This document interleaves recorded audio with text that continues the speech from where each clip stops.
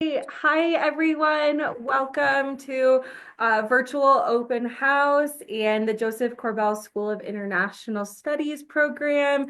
My name is Chrissy Lebke. I am an admissions counselor here at DU, and I primarily serve our students from Idaho, Utah, and then also in Colorado. So if you're visiting from one of those places, a special welcome. And if you're not visiting from one of those places, you do have an admissions counselor just like me. And towards the end of our time together, I'll send you some of the ways that you can get in contact with them if you need to follow up on anything after our time. But just some housekeeping while we're getting more people are logging in. I have some amazing representatives from our Korbel school here who I would love to introduce. Dr. Johnson and Mayumi are going to be help moderate this session, and they are going to be the insight into all things international studies. The best way that you can all interact with them is through our Q&A function. So on a part of your Zoom platform, you can ask questions through the Q&A function, and we will be able to see them and answer them live and also in writing. Also, if you need closed captioning, you can enable that as well as a part of the tools in Zoom here. But with that, I am going to go ahead and turn it over to our amazing friends from Korbel and let them get things started. So hello, everyone, and thank you for joining us this evening. I'm Sandy Johnson. I'm Assistant Dean here. I'm also faculty. I teach largely in health and development. And I am so happy to be here with my colleague Mayumi, and I'll just have you introduce yourself. Sure. So it's so great to meet you all. My name is Mayumi Beckelheimer. I am the director of the Korbel undergraduate program, so both the International Studies and Public Policy programs. I've been with DU for many, many years, so both as a student and now as a staff. So I have a lot of love for this university. So we're really excited to share more about our programs. So again, thank you for being here. I'm just going to let you know, I just got out of class and we were talking about a lot of the very recent changes in what's happening with foreign aid and with global health. So I've been talking for 2 hours. My throat is a little dry, so forgive me if I'm sipping water a bit through this. Um, Basically, what we're going to do, we're going to tell you a little bit about our two majors and a little bit of the school. But when Mayumi and I were talking about this, we thought it would be much more helpful to just open up the floor to your questions. You know much more what you want to know from us than we do.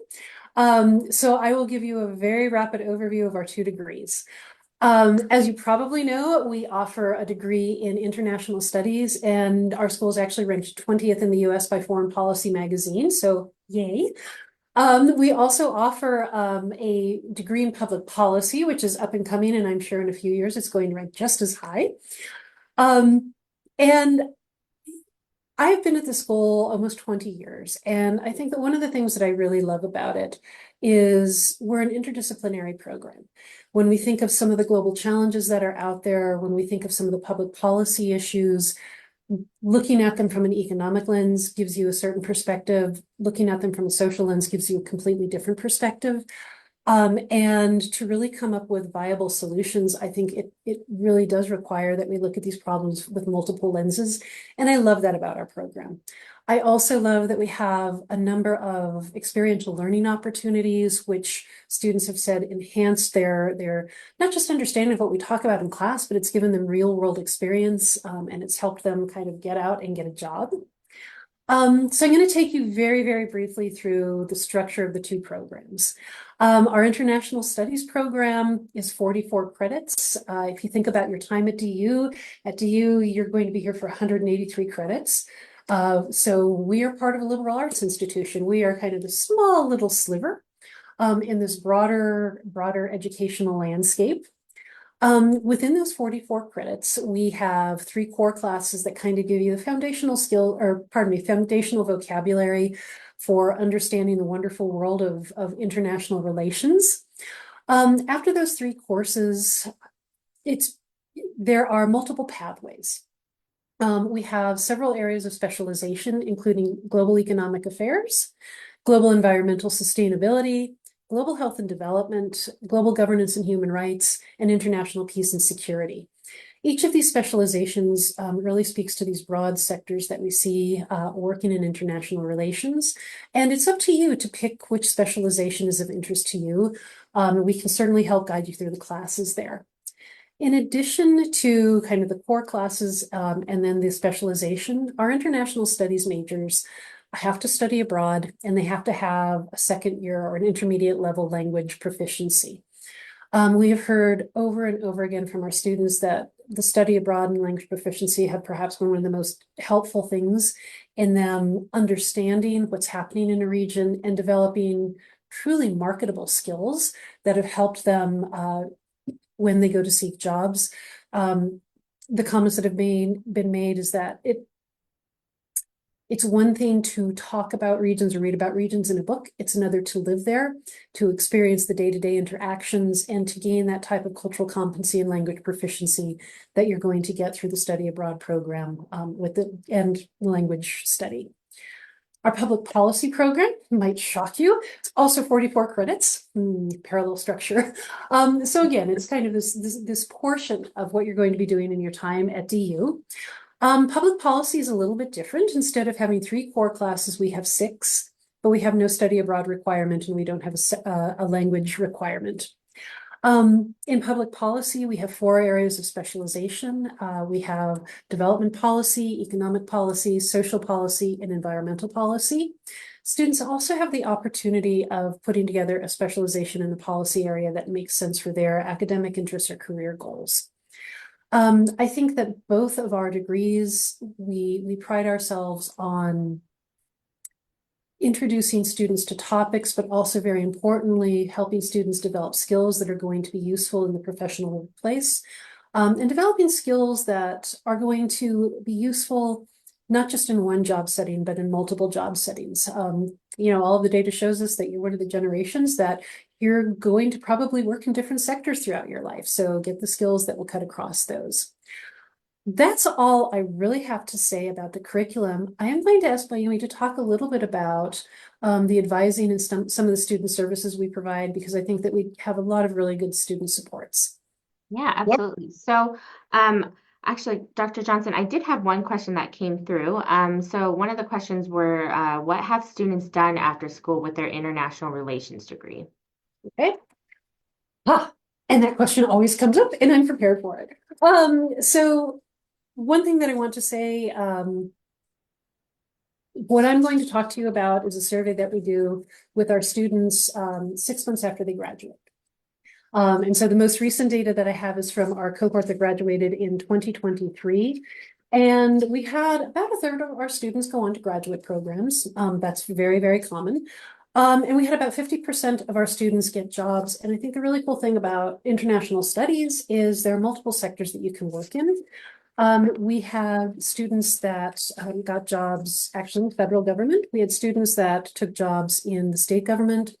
We have students working for not-for-profit organizations. We have students working for-profit organizations. I think some of the cool highlights I'm just going to pull out for you because having the name of an organization might be more helpful. AmeriCorps. We've had U.S. Department of Defense, Pew Charitable Trusts, actually KUSA TV, 9 News, Janice Henderson Investors, International Rescue Committee, Denver County Court, excuse me. We've also had them go on to work for various development agencies. We have them working for research groups. Yeah, I think that's kind of a very brief summary and a couple of names that you might recognize. Did that help?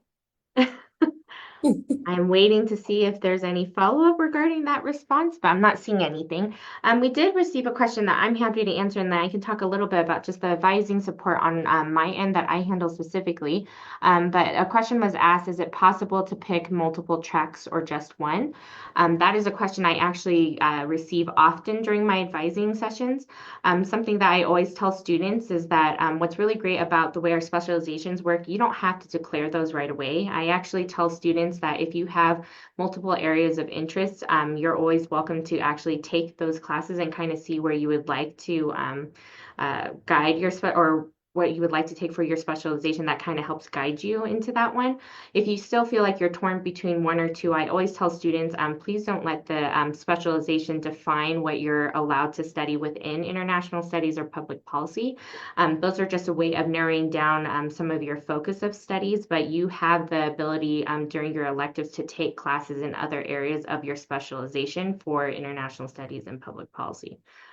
Dr. Johnson, I'm not sure if you had anything to add to that, but that's typically what I've shared with students, just because I know they get very torn about doing one or another. So, okay. See And a then, few questions pop up. yep, I see another question. I'll just answer this one because I think it's easier to just see the slide than trying to type it out. But another student just asked if they applied and were accepted into DU with a different major, can you switch to the Korbel School with International Studies major? Absolutely, you don't have to do another application. Typically, we have found students who come in, they can come in anywhere from a business or economics, and then they're welcome to switch over. And then and that's just something, it's just a major form that you would just change. So that's something I can easily support with. And then we did receive another question regarding what other areas do students generally study when not engaged with classes in their major.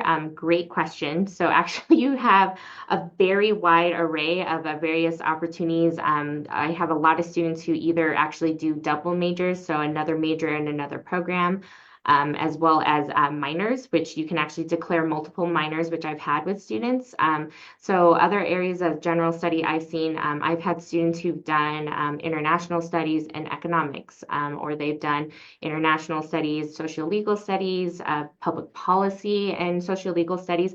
They also don't even have to be technically related. I've had students who were very interested in doing, I had one student who was doing international studies and they did a music minor. So it varies. I know that some So students. Andrea, I'm going to jump in on this Sure. one. One of the things about the DU degree is it's structured to allow flexibility, and it is quite common for students, other than those in engineering and other than those in music, to do double majors. With international studies, as Mayumi said, we do have a lot that will actually double major with public policy. We also have a lot that do a double major with the language. Public policy, we do see a little bit more with the socio-legal degrees, but the way the degree at DU is structured, there's a lot of flexibility. We've had folks that will do a communications major and international studies, or they'll do public policy and history.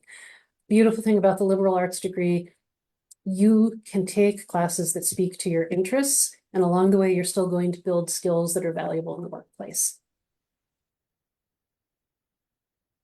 And then, so to share a little bit more about my role and just how we support our students specifically from our office. So more information will be shared, but typically in year one, you are actually with our Central Office of Academic Advising because at that time you are working on your common curriculum. And so your common curriculum is really just like your first year seminar as you're entering into a DU. You're assigned with the faculty and then with our central office for advising. And then it's in year two when students actually will transition to our office. And so specifically that you will be meeting primarily with me. And then we have another part-time employee who helps support with our office. But basically during advising time, I can't really narrow down just one specific thing I do because there's always, I feel like for each for each student needs, it's very broad. So whether it's registration they need support on, helping navigate DU resources, which is really big, just because there's a lot of questions of like where they go to, whether it's financial aid questions, just health and counseling services, what's available. So I'm really your point person to help direct you. If I don't know the answer to a specific question, I'm always the one who can track it down and then help support you in that regard. But we do a lot in our office as far as also supporting just some of our student groups, whether it's also sharing information about student events that are happening specific, whether that's within Korbel or advertising across campus. So really just being your point person for DU resources. And there are two questions that I'd like to address. One was a question about double majoring in STEM and international studies. So we do have a number of students that are in one of the STEM majors, but it is very difficult to do a double major if you're engineering. The engineering program is very, very tightly structured. We do have a number in various other sciences and natural sciences and hard sciences. And actually, one of the things that we've been seeing more and more is folks that are doing biology also do international studies, partially because they're interested in the health and development track. So we do have that. There was another question about supporting students in finding internships. And this is something that's actually, there is an office at DU that supports students in doing this. Both our INTS students and our public policy students, many of them do internships. And you can do an internship for credit, or you can do an internship not for credit. There's a career services office kind of in the central DU area, where we work with Rita O'Connell, who is a person that works specifically with the INTS and public policy students to help them identify possible employers, to work with them on reaching out and identifying internships that might work for them, or if there's not an internship available, how do you reach out to an organization and ask them for one? So there is a resource in career services for undergraduate students.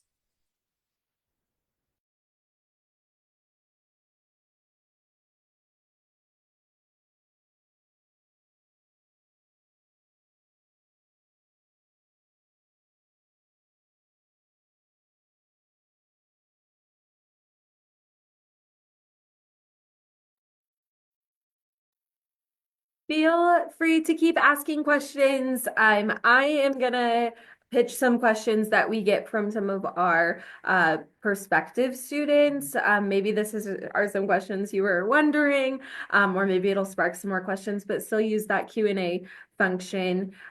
Some popular questions that we get about our international studies program is, since it is so notable, is just about some alumni who have come through our office that might be notable to people who are interested in this field.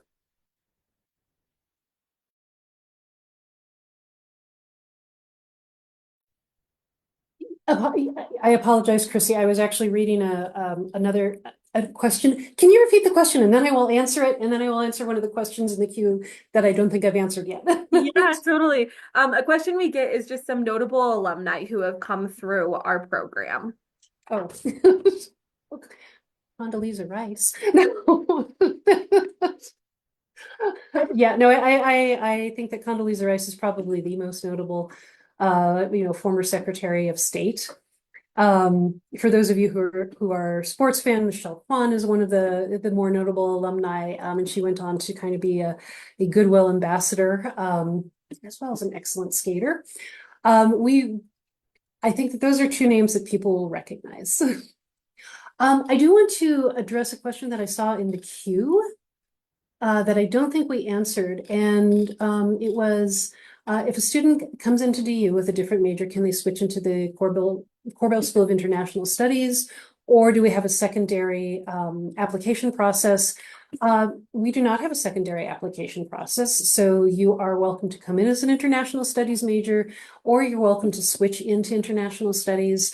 In fact, many of our students actually end up joining international studies at their first year here, often because they take one of our courses, and the feedback that I've heard from students is, the faculty are really engaging, they're really available for students, and the topics are fascinating. And once they figure out that they can actually look at some of these complex global issues and figure out how to break them down, and they can actually do that, then they're very interested in joining. We do have a lot of folks actually join us as sophomores. Let's see. I'm just double checking.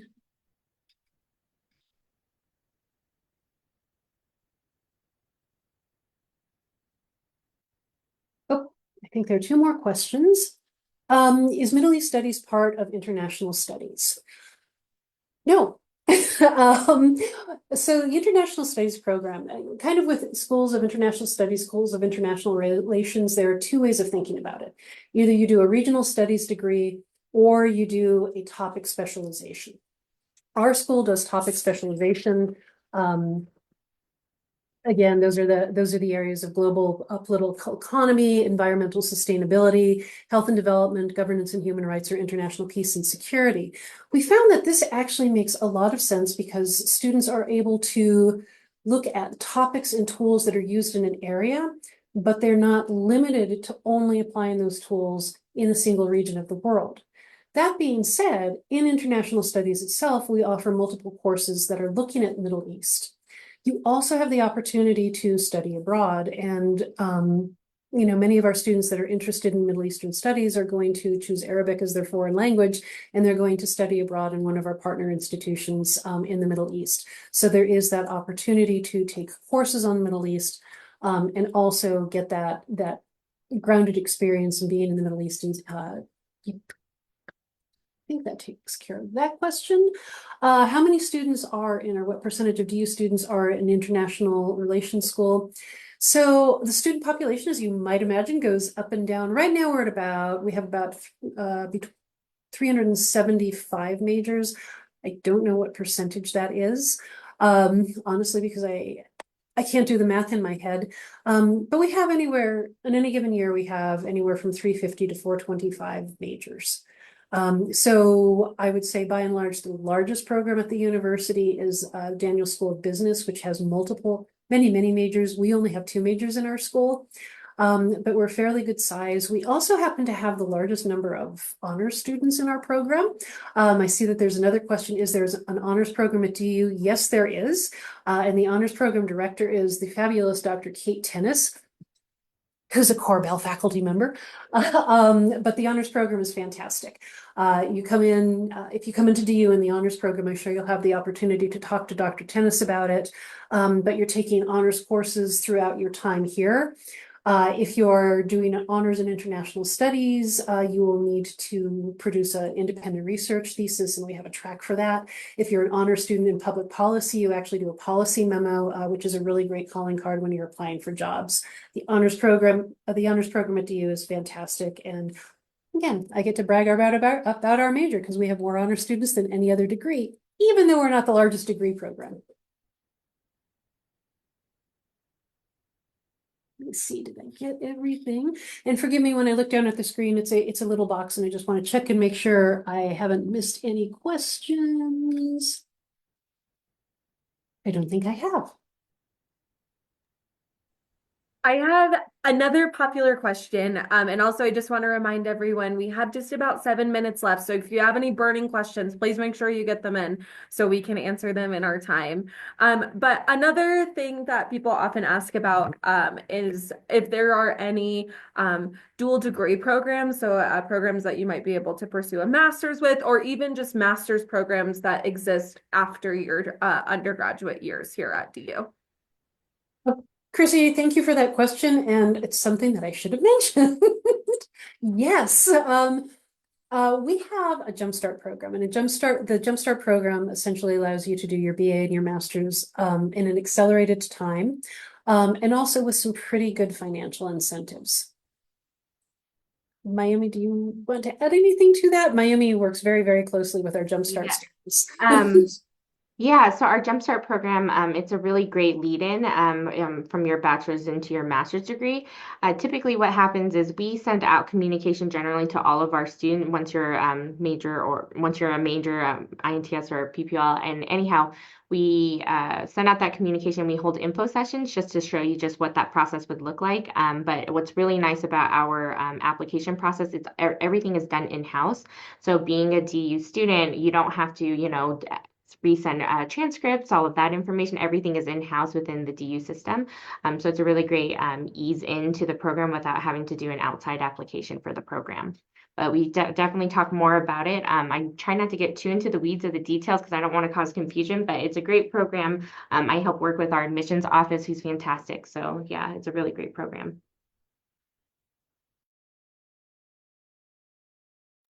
Thank you. That was super helpful. And I think maybe one more question that not necessarily we get often, but I'm curious about, and I just a little bit more fun and lighthearted possibly, is just any classes that students report being super impactful on their program, or maybe even classes, especially Dr. Johnson, that you teach that you think is a great piece of the program. So yeah, we get that question a lot, and it's like having children. You try not to play favorites, but there are some classes that are really excellent. So one thing that students say over and over again is the combination of classes that they take here and then being able to study abroad is incredibly impactful. Another thing that students have said, some of the classes that students have said we didn't think we would like it, but we loved it. We have a course on modeling and forecasting.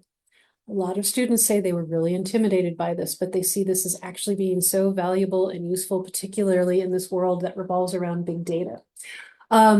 Please forgive the name of the class. The name is a little weird, but one of the popular classes is actually comparative genocide. And what students have said is it sounds like a terribly depressing topic, but the way it's taught, it actually provides avenues for students to understand what's happening with humanitarian crises and actually see some of the solutions that have come into play and that have allowed societies to be resilient, to rebuild, and to stop things before they get worse.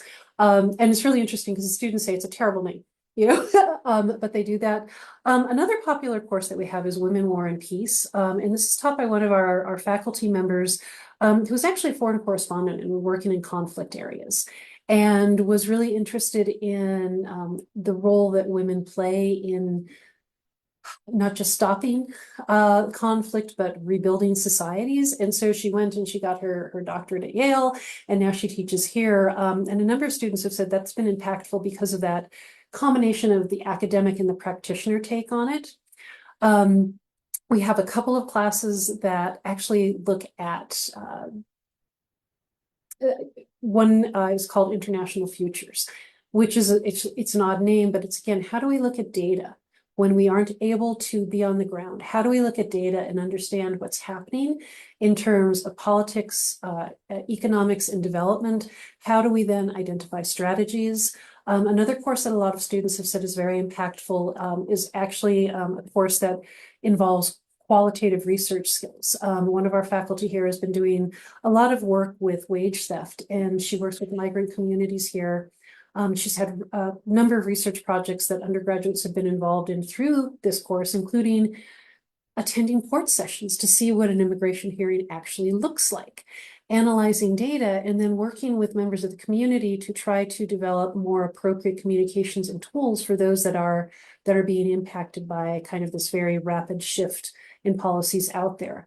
And so it's more qualitative, and students have just said that that's so impactful, being actually embedded in communities.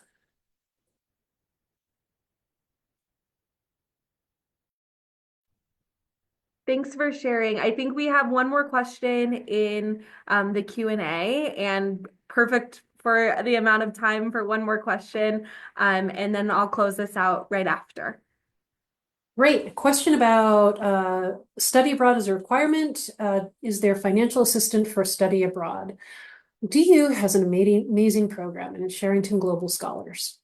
And Chrissy, I don't know if you've talked about that in any of your sessions, but Sherrington Global Scholars essentially makes the cost of studying abroad equal to the cost of studying here. So you aren't, if you are in this program, yeah, the cost of studying abroad is the same as studying at DU. Now, the Sherrington Global Scholars, there are GPA requirements. You need to pay attention to those. But I think that's one of the things that DU should be really, really proud of. DU is one of the top 3 schools in the US in terms of the number of opportunities that we have for study abroad and the percentage of our students that study abroad. This is a mission that DU has had for decades, and it believes in providing support for that. Please look at information on Sherrington Global Scholars. Perhaps we can put that in the chat. is that is a phenomenal program, and that is really an advantage that DU is able to offer our students. Yeah, thank you. I actually helped moderate the study abroad session on Monday night. So we talked all about that in that session as well. And I can definitely share some info in the chat. I also am sharing a link right now. If you have any questions after our time together, you can follow up with your admissions counselor. Your admissions counselor will be able to get you connected to the Korbel School, to all the any programs that you might be interested in. We do have just one more night of virtual open house left. So if you have any more interest, still feel free to attend more sessions. If you have any friends or family who are not able to attend to tonight's session, we will be sending out a recording of this session as well as all of our other sessions that you can preview and view and come back to. So once again, thank you so very much for our two speakers from Korbel. Thank you all for attending. I hope you have a great rest of your night and a good rest of your week. And again, if you have any questions after our time together, follow up with your admissions counselor and we'll be able to help you out. But thank you all so much. Have a good night. And we hope to see you all at DU very, very soon. Bye. Thank you.